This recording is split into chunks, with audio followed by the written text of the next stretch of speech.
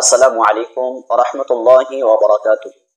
নাহমাদুল্লাহিল আলিয়্যিল আযীম ওয়া নুসাল্লি আলা রাসূলিহিল কারীম, আম্মা বা'দ। সম্মানিত দর্শক, আমি মোহাম্মদ নুরুদ্দিন, আপনারা দেখছেন শান্তির ঠিকানা ইসলাম। দর্শক, প্রতিদিনের মতো আজকেও একটি বিষয় নিয়ে আপনাদের সম্মুখে হাজির হয়েছি। আজকে আমরা ইশরাক নামাজ সম্পর্কে কতগুলি প্রশ্নের উত্তর জানার চেষ্টা করব ইনশাআল্লাহ। সম্মানিত দর্শক, ইশরাক নামাজ, এই নামাজটা কি নামাজ, সুন্নাহ নাকি নফল? এই নামাজটা কোন সময় আদায় করতে হয়? এই নামাজ কত রাকাত এবং এই নামাজের নিয়ত কি? এই নামাজ কোন সূরা দিয়ে পড়তে হয়? এই সমস্ত বিষয়গুলো আজকে আমরা সংক্ষিপ্তভাবে আলোচনা করার চেষ্টা করব ইনশাআল্লাহ। ওমা তাওফীকি ইল্লা বিল্লাহ।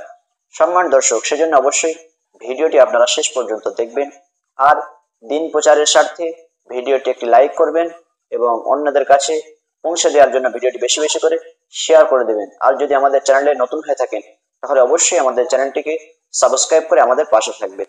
সম্মানিত দর্শক, ইশরাক নামাজ এটি একটি নফল নামাজ। এই ইশরাক নামাজের ফজিলত কি? তিরমিজি শরীফের 586 নম্বর হাদিস। এই হাদিসের মধ্যে বর্ণনাকারী হলেন হযরতে আনাস রাদিয়াল্লাহু তাআলা।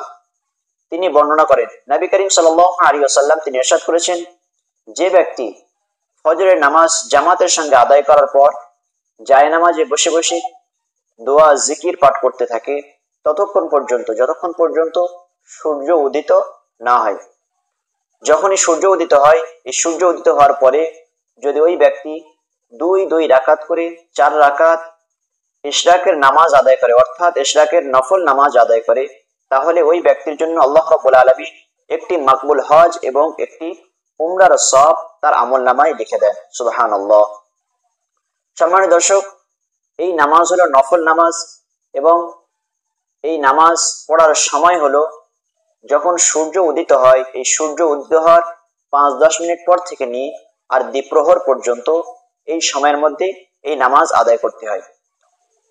এই নামাজের নিয়ত কি? এই নামাজের নিয়ত হলো আপনি মনে মনে সংকল্প করবেন, অথবা যদি আপনি মুখেও বলেন, এতটুকু বলবেন যে আমি 2 রাকাত ইশরাকের নফল নামাজ আদায় করছি। এতটুকু যদি আপনি মনে মনে সংকল্প করেন বা মুখে যদি আপনি বলেন, তাহলে আপনার নিয়ত হয়ে যাবে।